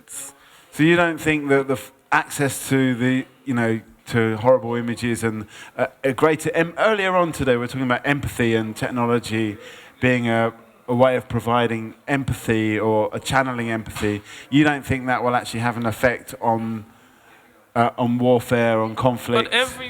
So, like, I think recently there's so the kind of war thing, like having it as a distance, like you say, is kind of like similar to the way we consume food. In a weird way where, it used to be you would wring a chicken's neck and then you would eat it for dinner that night. And we've lost that connect there. And there's a lot of people who will happily eat sausages but then cringe over the video of how pigs are cared for. Like, there's this kind of weird disconnect. And so maybe we are becoming more empathetic in a sense to both things like, animal welfare, but also like, refugees or people in other countries, where maybe there is that, because hundreds of years ago where you would be out fighting, but there would be a real feeling of you did the dirty job yourself. Whereas maybe with a war at distance, you're thinking that you have no control over the ethical decisions you're making because someone else is making those ethical decisions for you. Okay, so it's in a way, it's a slightly different ethical stance, a more remote one, but possibly more empathic. Quite a few interesting shows about drone pilots and how they initially trained to do their jobs but suffered quite badly afterwards psychologically because nobody quite understood how they would think about the fact that they were involved in directly killing, and then they walk off and have a cup of tea. And they were. And it seemed okay at the time. Yeah, but then afterwards they're like, actually. I mean, it's still a bit of a problem now, and it happens that being a drone pilot is actually a rather hard thing for that very reason. So how long after them, say, conducting the eradication of a target or whatever it's called, how long after they have these kind of thoughts of like, shit, what have I done? I mean, is it instantaneous? Does it come like 3 years later or something? It's on human scale, so it's like 3 years later. It's like this completely mundane thing reminds me of something completely different, and the disconnect is quite severe, but it takes a bit of time. Yeah. I suppose at least if you are a fighter pilot or a bomber pilot, you are going through pre-flight. You are going out you're in a different costume. You got a helmet on. You're going into this whole world. Whereas this one, you're playing a computer game. Yeah. And you can, you can go and get a cup of tea, or you can go go home and have a Kit Kat. It's quite a humane way of running a war, though. I mean, in terms of if you send a pilot to go and fight, and then say they kill a lot of people, that's bad. But then if you have somebody who presses the button and they don't feel bad about it because it's kind of been set up that way, then at least that person is not suffering. I don't know. Because okay, this is like a gross exaggeration, but maybe it's just like because people are going to die in the war anyway, but. So only one side dies when you've got these drones and There's a very interesting thing here around reality, augmented reality, virtual reality, and I mean we've always messed around with reality. Well, for a while, we've invented cinema and all the rest of it, but it seems to be intensifying now, and I'm kind of fascinated by. Does augmented reality, is that a bit of a con because actually you're changing reality fundamentally, or are you not? I mean, again, this gets a bit metaphysical, but it's kind of interesting to me. If you walked around in those goggles all day for a long time, what does that do to you? Nothing or something? I don't know. I've got no idea. Is augmented reality a new reality? Suppose perhaps. Sorry. Oh, no, I just wanted to come. We've got a new face to say. What's your name? Do you want to say something? Catherine. Yeah, although maybe things have moved on a bit. I just think there's no evidence to suggest that because you can fight at a distance, there is less fighting going on in the world. People have always, it just hasn't stopped. It's just that the technology means that more people are killed. Okay, so it actually makes things worse rather than that. Well, okay, we can go down that road, but Kevin, what were we going to say? I wanted to pose that so just to be devil's advocate, but that perhaps if there are people with mental disabilities, or if there's people that have like a hard time in this world, and they find some sort of greater being in like this other world that they create, who is to say ethically that is bad or good? And I think the disconnect that has been created, like we are all assembled. We've got like fake arms, or we've got fake that we can reassemble bones. We can put like fake knees in, fake hips in, and we are augmenting our reality. We're like. We're creating a better situation for ourselves, and like what ethical stance someone else has on that, like because you have a hip or an eye that's not your eye, you weren't born with it. Like no one, we've all agreed, like you shouldn't have any say on that. That makes your life better. Where does technology making someone's life better, they believe is better, they believe is good, they've made a judgment call on good and bad. Where do other people get to step in and say, no, that's not good. That's not good for society. It's not good for you. It's not. And where is that line? It does seem to me that where we're going is we're just going to merge with our machines at some point, and we're going to end up in the Matrix or something, unless we all turn around and say, not good. We don't want to do that. But I have a feeling if you go out enough 100 years, that's probably where we're going. I think it's a great idea. Okay, merging with the Matrix. It's a good idea. Maybe it's a good idea. Does this mean being a drone pilot is a good job for a disabled person because they don't have to leave the house and they can join the military?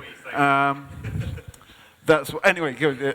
Just slightly on what you were saying is, if somebody has like a hip replacement operation, I don't know if fully that's what you meant, but like limb replacements, and that kind of made me think of the people who kind of go and experience war and they come back all traumatized, sounds the leg or arm or something, and they have to have that replaced. So not only are they scarred mentally, they also have to augment their reality. Whereas if you fight at a distance by pressing a button, at least you don't have to have a bionic arm or something, But what I'm trying to say is,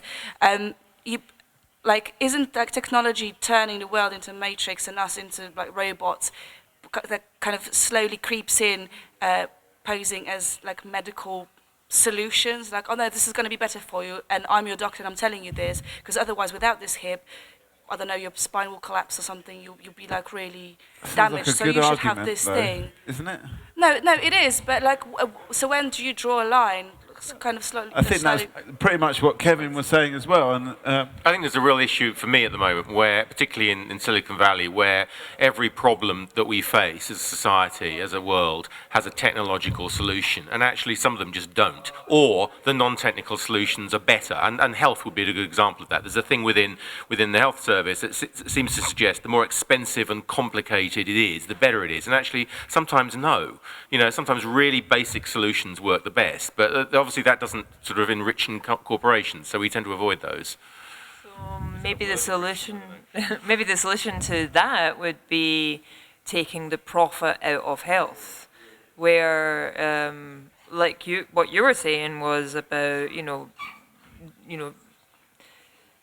the health benefits of kind of virtual reality. I would rather a doctor design that than the military. Earlier on today, we had people showcasing virtual reality devices which actually were designed for people with post-traumatic stress disorder to actually get their brain to think in a more relaxed way by taking them to a very calm place, and it actually measures their brain waves. So it's kind of happening. It's a technology, virtual reality. Hello, New York. Hello, New York. So I mean, that is basically happening, and was happening here today. What is the profit motive in healthcare? Missing technologies are already in existence that have been squished for various reasons. Now, Tesla cars are very fun and expensive and ecologically sound and so on. But what else was he doing in the 1890s? If you're into BDSM, for example, you may have heard of a violet ray device, which is a purple glowing sparky Tesla tube, which you apply to various parts of the body or orifices. Anyway, the upshot of which is it has various healing attributes, and Tesla wasn't no slouch in inventing shit. So you have rapid bone growth healing, and a whole long list of other things. What are you saying, though? I mean, how does this relate to what everyone else has been saying before? Well, again, the technology doesn't have to be cutting edge. There is stuff that we've missed and squished. Why is that being forgotten about, would you say? Well, because we want a thing that goes ping. We want a machine that goes ping and impresses people. Whereas they're not even they can't even distinguish between white coat hypertension and real hypertension. Okay, so what you're basically saying is there's lots of technology and innovations which have just been forgotten about because they're not really fitting into some kind of cultural narrative, I suppose, of what we expect. What's that? Or they're in the wrong industry. Like Kevin went to a talk recently with a guy. What's the name of the hospital? Great Ormond. Great Ormond. Oh yeah, this is amazing. Actually, I want to share this with the world. This guy was amazing, super amazing, pioneering doctor, and he worked in the children's ward, and he did heart operations. Oh, it's like it was cringe. It was horrible to see these tiny little children, and he was like operating on such like fragile things, and he had the spark of innovation. He was looking at the F1 and he was like, and he saw the cars drive into the F1 and he was like, that's not so dissimilar to when we bring a child into the operating theatre and we all gather around, and the longer that you're operating, the kind of pit stop sort of thing. The longer you're operating on the child, the more risk you add into the situation. But the risk he saw was it was amazing. In a pit stop, it was like 3 seconds, and away. Yeah. But like whereas a child could be in there for hours. Right. And there was multiple stages of setting up the child's environment, and it was so much risk. And so what he did, which was amazing, is he swapped places with an F1 team. The Ferrari F1 team, I think. And so Great Ormond Street swapped places with the F1 team. And this is like 2000. And they ended up with like a kid that could run 200 miles an hour. Well, what they ended up with was an F1 team who were appalled. They were absolutely appalled at the lack of process. They were disgusted at the lack of process and like that they had around children, and these kind of silos of knowledge who gathered around the children are given individual tasks, and it was all chatter around the children, and there was not enough process, and there wasn't enough discipline around it. And they were appalled, and they said like, this is. You've got to do something about it. And they helped them create checklists. Whereas the doctors all came back from the pit stop. They go, oh, this is amazing. There's so much process. Did the doctors have anything to offer to the? No, they did. I'm kind of simplifying, and there was loads of outcomes. But a major outcome from this was that they created a process which reduced infections, I think, by 50%. It was absolutely an incredible situation.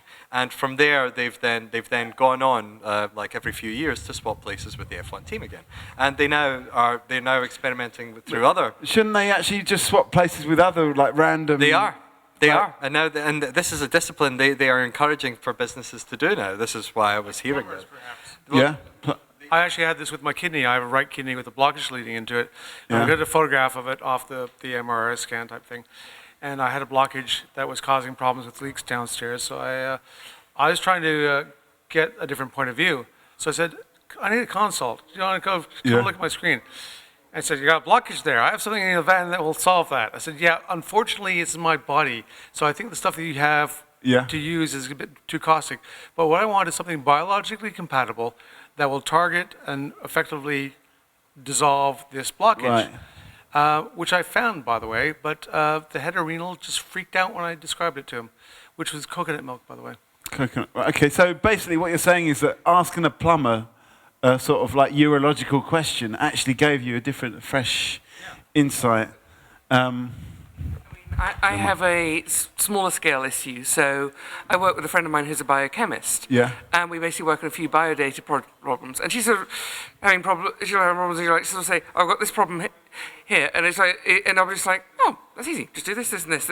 Because for me, I deal with data. That is my my passion. And I can bring a different perspective in, and then she gives me ideas back as well that we sort of bring together. Sort of, it's one of the things we're kind of working on the side. It's like doing biodata consultancy, but it's just like we've been able to solve problems because I'm a programmer and she's a biochemist.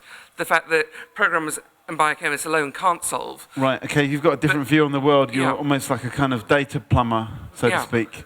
There's a crowdsourcing example. A guy was hired to work at some biological research thing for a lab. And they've been trying to assemble these molecules for some time now, like for 10 years, and they couldn't get it going. This guy had come from a video game background, so he said, let's make a game out of it. So these are 3D models that need to be fit together in some way. He made a game out of it, released it on the internet, and 6 weeks later, after 10 years of research, they had got nowhere. 6 weeks later, they had the solution of this complex molecule assembly.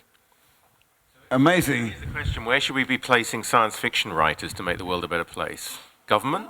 Corporations? Academia? Where should they be put for residency? Okay, I'm going to go around the table on this one. What did you say? Nurseries. Nurseries, okay. Random podcast. Yeah. Where would you put your sci-fi writer if you had one spare? In the court system. In the court system, okay. That's really interesting. Well, I want to, Definitely banks. Banks, okay. Sci-fi writers in banks. Maybe news, but I kind of think they're fine where they are. I mean, people just need to read their books and take them seriously. Automatic doors appeared first in science fiction. What do you mean, automatic doors? Doors that open and close without you touching them. The problem is, if you have an argument in those doors, you can't go out and slam the door. So you've got they don't work in a theatre, basically. Means you can always come. Which is maybe why Star Trek is so utopian, because you can't go, I'm fed up with this book. Oh. Anyway, okay, where are we going to where do you place your sci-fi writer? I think in some ways we're doing it more actually, because it's sci-fi used to be the genre in terms of writing was a niche thing. I mean, it's like whereas now it's becoming more and more. That's what actually I think before you arrived here we just said sci-fi has taken over culture. Yeah. Anyway. As there's a war on imagination as we speak, with crypt keepers wanting to own and hold everything, aka Monsanto, what we need is to make science fiction public domain and have people consume it on gross. Okay, so I know you didn't say this, but I'm just going to reinterpret that as Monsanto. I think the science fiction writers should be ever part of our media and our culture, and so I think the people that are leading a lot of that culture, we're saying, are technology. So the most inspirational people in technology, the people that are on the front of the wave, because they can see a lot further than everyone else, and so. Because things have been lost. Okay. Over and over again. All right, we're going to come to that in a second. I'm just going around the table. That's a food for thought for where this carries on. Well, I guess it's like any sort of anywhere where you kind of need someone to consider a dystopian future. So like people who are making decisions about what to do with our environment or like our future decisions. So I guess in a political sphere. Okay, put sci-fi writers in politics. Actually, I did read, I think it was in the New York Times a week or two ago, it's either Facebook or Oculus are giving all new hires, and I can't remember the science fiction book, unfortunately, which kind of ruins this anecdote, but... Just make it up. But, sorry? Yes. Yeah, so it's kind of happening What a is bit, this book? actually. Every new hire, is it Facebook or Oculus that are doing this? I think it's Facebook. Every person that joins the company is given this book as a sort of... What is the book? Science fiction book about video games, basically. What's it called? Ready Player One. And it's about to be made into a film, I think. Yeah. Okay. Okay. Where do we want to go? Where do we want to go? Why are you so far away? Why are you so far away? What do we want to go with this? Do we want to talk about thinking of a profession and putting it somewhere else and just play that game, go do one more round? Or do we want to talk about this thing about what were you saying? Well, basically, technology is being ignored for various reasons. So we have forgotten technologies. Forgotten technology or ignored technologies, banned technologies. So there's a couple of reasons here. Okay, well, hang on a sec, because I'm going to ask the rest of the table where they want to go with this. Do you want to talk about forgotten technologies, or do you want to talk about a profession, putting them... about science fiction. Science fiction, okay, well, that's another thing. We could talk about science fiction. It's up to you. It's kind of, I'm just, as I said at the very beginning of this, my job is just simply to spin around, pass the microphone around. Just go back to... Give us a final thought. I kind of just got this idea of a science fiction writer laureate. Oh, I like that a lot. So, yeah. I mean, we have dream... Poets are right, but we have a poet laureate to come up with word dreams. Why don't we have an imaginer for the country? Okay. And where would they be placed? In Buckingham Palace or Whitehall? Why? Top of the Shard. Why not in Shoreditch or in any of the tech hubs in the country? Or? Okay. Yeah. Okay. In the tech hub. Okay. All right. Where do we want to go with this? How long more have we got? Actually, how much time have we got? We're nearly done. So maybe it is time to solicit those final thoughts. Unless we want to have a quick chat about obsolete technology or even science fiction. Where do we want to go with this? It's up to you. The choice is yours. Someone give me something, please.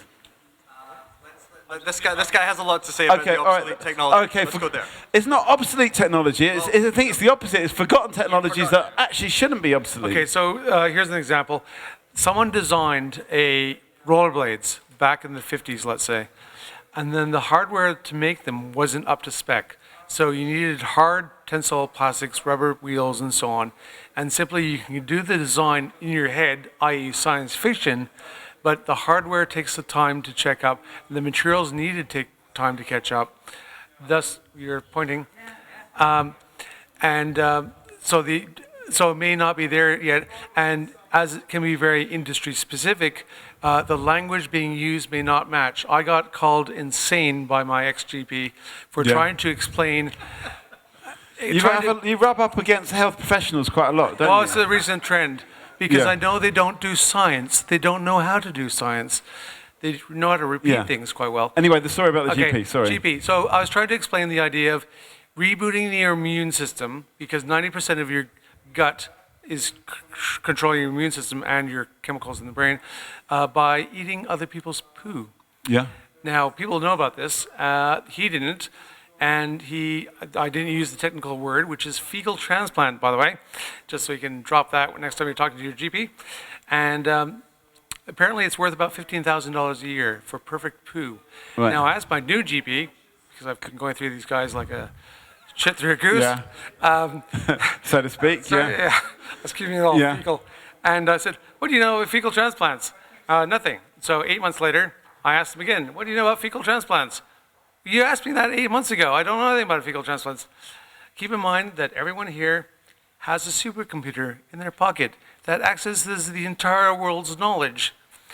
And can do that. We could time it now, but we average about 15 seconds to find out what fecal transplant means. But you have to use their language. Harry Potter would be very boring in English. Yeah. Okay, I see what you're saying. I'm kind of... One of the things that has been coming up a lot recently on Talkaoke table is jobs of the future. I'm quite intrigued to be like a fecal specialist with a perfect poo. Not for their looks, but for their perfect Okay, all right. So, and where would we place that person in order to give insights to other parts of other professions? So anyway, where are we going to go with this? I think it's possibly time to get the. I've got an invention. I like an invention which was lost. So Tesla, you were mentioning Tesla. He built that. What was that big power lab? The transmission tower. And supposedly he was able to. He was supposedly able to transmit electricity. Was it 20 or 200 miles? It was 200 miles. He was supposed to have lit a bulb 200 miles away, and there was wirelessly. And the evidence is all his personal notes and his assistants, his lab assistants' notes, but they don't conclusively lead to any proof. No proof. Absolutely zero proof. Atmospheric ionization, and they're tapping into that. The person you want to look at is Thomas Moray, who also had a radiant energy device. They're currently re-engineering that now. I know one of the people who are doing it. And if you want to know how a nuclear reactor works, there's steam engines. So the nuclear scientists from the 1930s wanted to basically say, no, this stuff is poisonous, it'll last forever, and it's just no good for anything. The only way to harness nuclear energy is to use alpha and beta particles because they last for a short period of time. And you can use that to kickstart cultivation of atmospheric ionization to run your devices. Okay, so some great information there. It's possibly, I'm sure there is more. I guess you'll be around a little bit, Mark, after the Talkaoke, and we can tap your brains. And I guess all that information is there on every single one of our phones, not necessarily on the phone, but accessible by it. We could Google all these things. But we're going to do that shortly. Let's get some final thoughts from everyone first, I think. Yeah, I've got a final thought. Has anything you've heard today been surprising, interesting? Thought-provoking? Anything particular that's going to stick in your head on the bus on the way home? Is this the future? What's this called? Is this the show? This particular table is Talkaoke, and yes, it is the future, and we are willing to consult with heart surgeons and Formula One teams. This is Videodrome. We're in Videodrome right now. This is Videodrome. Anyway, let's get some final thoughts. Was that your final thought? That was my final thought. Yeah, final thoughts. I don't think I'm going to be eating supermodel poo. I think there's other people who have better poo. If you could eat someone's poo, whose poo would you eat? For health reasons, obviously. Well, probably, if it's from a kind of immune system thing, then probably someone in the other side of the world who has come into contact with completely different kinds of illnesses, okay. right? Yeah, okay. I don't want the discussion now, but I would like a discussion globally about what all our technology is for. It's something I've been trying to find out all day today. What actually is it for? What are we trying to achieve? Yeah. That's my final What would you like to achieve? I don't know the answer to that question. I just like the discussion. All right. Final thought? What would food look like in the future, I guess, maybe. What would what look like? Food, sorry. Food. Where's my dinner in a pill? Exactly. I just don't think technology is the future. I know it's not the most popular thing to say, Shoreditch. It's not all that it's cracked up to be. We need to start preparing for a non-technological future. Do you think that we should have a non-iPhone day? Or smartphone? I don't really care. I mean, no, I love my phone, but at the same time, What's the point? It's not. The phone is already obsolete. I mean, that's not even the question. The question is, again, where do we go as a species? Where do we want to go? And putting our faith in more and more technology and more energy isn't going to get us there. Spin on this. I think in 15, 20 years, when AI and robotics gets really serious, and I'm guessing, I think that's going to throw a spotlight on, well, if they're so good at all that stuff, what the heck are we good at then? What are we for? So that's my optimistic. I think the technology could actually create the discussion about what the heck are we for, where do we want to go? And maybe give ourselves a little bit more of a sort of sense of value about stuff we can do that robots can't do, even if they're really, really clever. Final thought? just something on the lost technology. Just as one technology replaces another technology, that old technology actually came to its apex, usually, just before it got replaced. So, for instance, when we went from audio sound to digital sound, we sort of just lost contact with the record. And now, oddly enough, the LP is now come back. Yeah, better than ever. Yeah, so that often happens, that boundary. Okay. So it's actually, apex is lost. Final thought? Well, I'm kind of with you two. I think, like, not just a non-iPhone day, but a complete ban for maybe a year on new technology while we figure out what it's for. A technology moratorium. Yeah, absolutely. Well, we figure out what it's for and think about the fact that while we get technologically more and more sophisticated, we're emotionally as crude as ever, and that's why we just keep killing each other and now do it with better technology. It's just stupid. Okay. So the time for that technological moratorium. Quadcopters are naked flying saucers. Think about it. Okay. And I guess they were invented by Tesla in 1890 as well.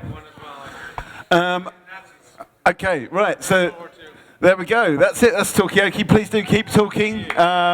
Give yourselves a big round of applause. Thanks to Rick on camera. You can see this. Grab a card if you want to. We're here. We're here all weekend, so don't worry if you missed it, because we'll be back. We're talking about some other stuff later on. Not later on today, later on in the weekend. But thanks very much, everyone that's came and taken part all day today, but especially this last most profound final session. Thanks, everyone. And yeah, do come back later in the weekend.